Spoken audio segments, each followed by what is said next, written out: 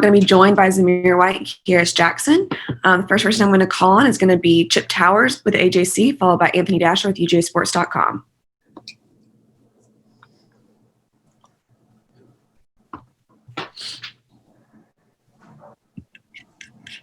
Chip, do you have a question?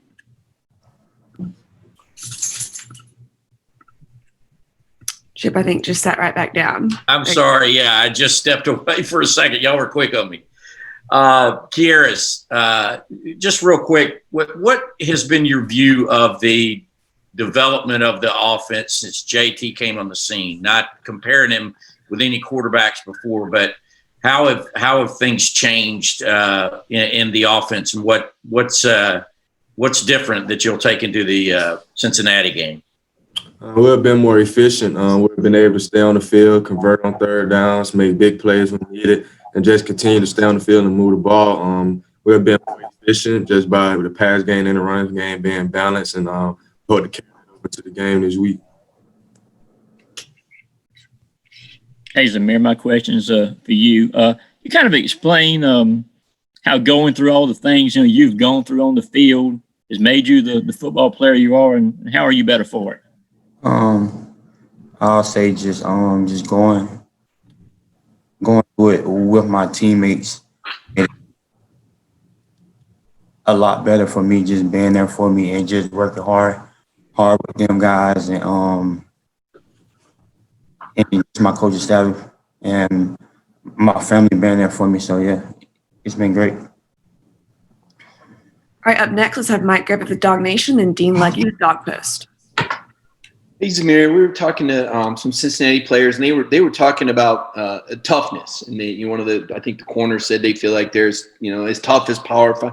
I guess I would just ask you about that toughness element to a football game. You seem to be a guy, a tone setter when you run it up in the hole there. You seem to not be too shy about contact. How important is it for teams to establish toughness? And what are your thoughts about a program like Cincinnati that doesn't play in the SEC, saying they feel like they can jump in the ring and match SEC toughness? I personally feel like no matter who you play, you gotta go out there and just play hard. And so it really don't matter to me. Everything has to be physical and just play hard.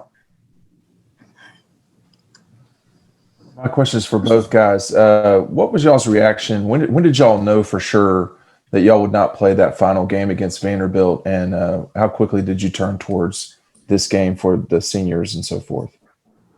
Zamir first. I can't even remember when we found out, but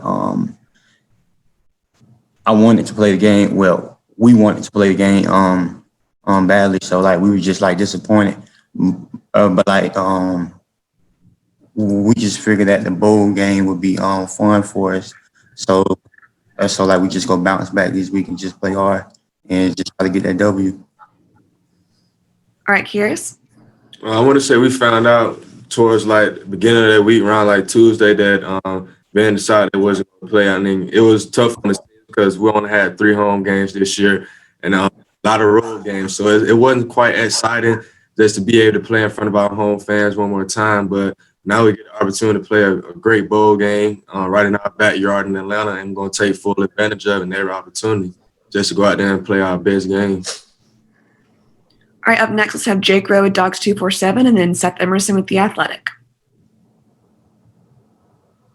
Zamir, with your injury situation and everything you've kind of been through there, I mean, are you considering coming back next year? Have you made that decision? I guess the same for you too, Kearis, because you're also draft eligible. What are you guys' plans for next year? I'm just trying to focus on this season right here and just end right with the win. So I'm not really focused on that right now. Same like what Zamir said. I haven't really thought about what's my plan for after the season. I'm just focused on the bowl game, and hopefully we get the win. Yeah. Also, for both guys, now having worked under Coach Monken for a year, how would you describe him as a coach, and what's this year been like working with him? Kearis, you want to take that one first? I can take it. It's been working with Coach Monk has been quite different, especially with him coming as our new OC, having to learn through Zooms and just having not been able to be around him the whole year has been kind of a challenge because like just learning a new offense through Zoom was tough. But once we got on campus, we could just tell he's a lead type of guy.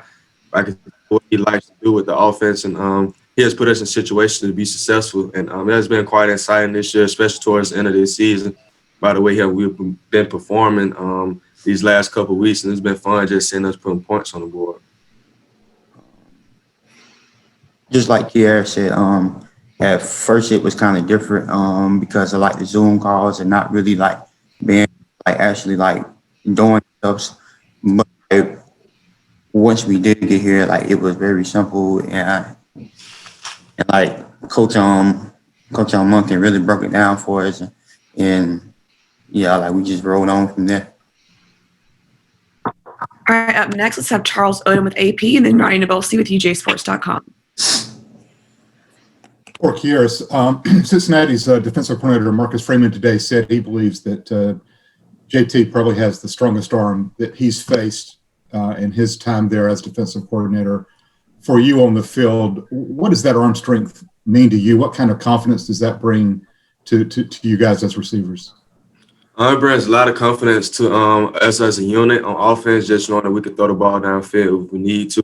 And just knowing that we have a quarterback there who is reliable, able to throw the ball downfield. And we have great receivers on the outside and within the slot that we know we can run past guys. And it would be quite a challenge because Cincinnati has a great defense and especially a great pass defense. So it would be a great challenge to see what they bring. And, of course, we're going to come with our A game as well.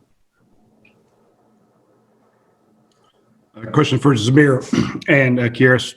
Both of you, if you would, give me your impressions of what it's like in the huddle with JT Daniels, not in comparison to the other guys, but, you know, things were obviously a bit more productive with him in there. And if you would, just kind of give me something he said in the huddle to you guys, something he's done. You don't have to give me a story, but just give us some insight into what JT Daniels is like on the field. Zamir, you want to go first? Oh. Yeah, you got it. Oh, he's like just a vocal guy. Like he's like always talking and just always joking around. So like, yeah, like for me, like in like the backfield with him, like it's just fun. So yeah, that's all really for me.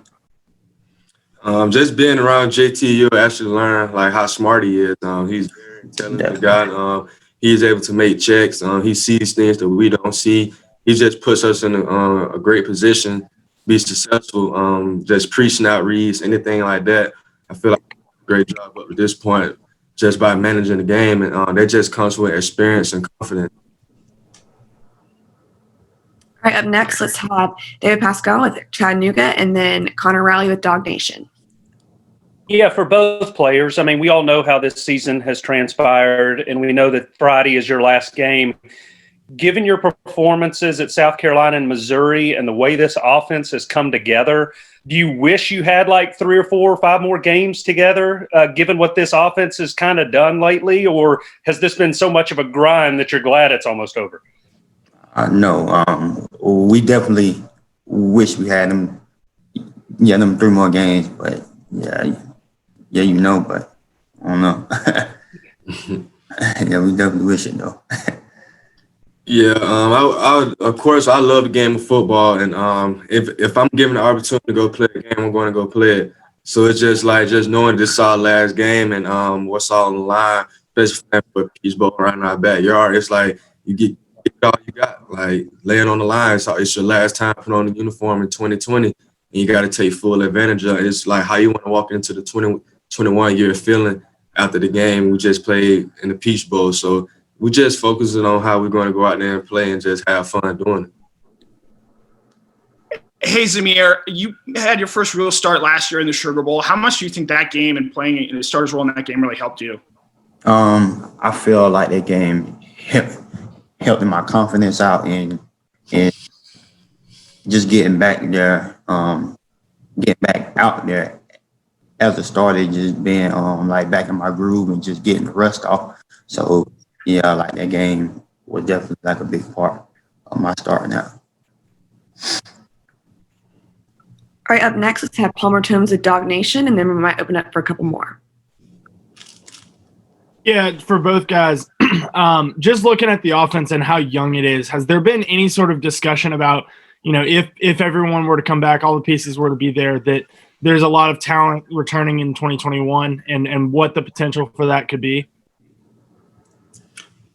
Yeah, it has been a lot of talk about potential starters for next year, but that's a long way from now. It's a lot of planning and a lot of things have to go down before we get to that moment, but we're not really focusing on that right now. We're just focusing on finishing out this game and just enjoying this team and the players that we have right now, because this year's team is not going to be the same next year. So we're just going to enjoy the guys who are here now and see us out with a win. Yeah, like Kearis said, we're just trying to send singers out right, but with a win, and just focus on us right now. All right, let's now have Anthony Patterson.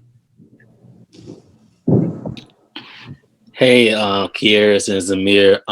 These kind of two separate questions. For Kearis, this year you've been able to get more into the offense to be a vital player as far as playmaking and everything. Do you attribute to having more opportunities this year, or just being able to put in work to earn more of a starting role, or is it a little bit of both? And for Zamir, we know you had the injuries and just being able to fight back. What does it mean to just be at this point this year, having a starting role and being able to be that main tailback that, Monken and the Bulldogs want to go to? Basically what you said, it was just opportunity based. I was given the opportunity this year to make plays, and I I did make the plays because it's like I know what I can do. My teammates and my coaches know what I can do. It was just the small things like injuries holding me back. But now, like I said, I'm 100%, and it's like I'm trying to give it all I got every time I'm on the field, because you never know when it'll be your last play. And just take every opportunity. Just give it your best at everything you do, because it's like you never know what can happen. You never know when it's your last play. So just playing every snap, every down like it's your last, and just knowing what I wanted out of this season, just knowing that last year in the season I was looking forward to, but now just being more involved in the offense, I'm actually enjoying it, I'm having fun, and I still feel like there's more inside me that I haven't shown yet, and hopefully I get to showcase this game. For me, I'm just blessed to be here, just playing on this team, and I'm just truly grateful for my teammates and my coaches and my family, for just believing in me after my injuries and stuff like that. So and just blessed. So yes, sir. All right, we have time for about 2 more questions. Anyone want to jump in? Zamir, how much confidence do you guys have in the running game, the way you've run the ball since the Mississippi State game? And without Ben Cleveland, what kind of change does that make with you guys' run blocking? I feel like the linemen, bro, that's up next are ready to go. So we're pretty confident. We just grinding hard at practice and just working on it. So yes, sir, we gonna be all right. All right, any more questions for Zamir or Kearis? Kearis, I'm just curious to get your thoughts on the narrative of this game is going to be Cincinnati as a group of 5, and they're going to be hungry in this game, and Georgia is a Power 5 that didn't get where it wants to be, and it's not going to be hungry. How would you answer that narrative? They have to put their uniform on just like we have to put our uniform on. They're humans as well, and we just so happy was fortunate enough to get an offer to this type of school. But at the same time, we all football players. It's like whoever goes there, who's going to depend on who wants it more and who has practiced hard enough to want it. And it's nothing in the Power 5. It has nothing to do with nothing. It's just a higher rank and just a higher name of a school. But like I said, it just depends on who comes out to play harder, because any team can be beat. All right. Thanks so much, Zamir and Kearis.